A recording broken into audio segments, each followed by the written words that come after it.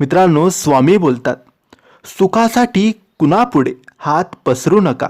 वेळ जाईल, त्यापेक्षा दुखाशी 2 हात करा. चांगली वेळ निश्चित येईल.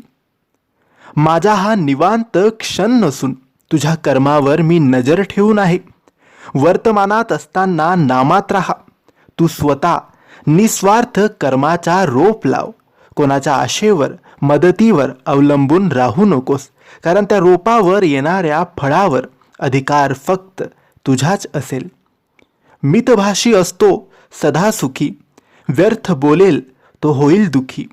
पण समर्थ नाम रोज स्मरावे, त्यास कधी न विसरावे. मनुष्य जन्म मिळतो एकदा, स्वामी नामात आनंद सर्वदा. कोणाला आपले करायचे तर हृदयात करा, केवळ मुखाने नाही. कोणावर राग व्यक्त करायचा असेल तर मुखाने करा, हृदयाने नाही.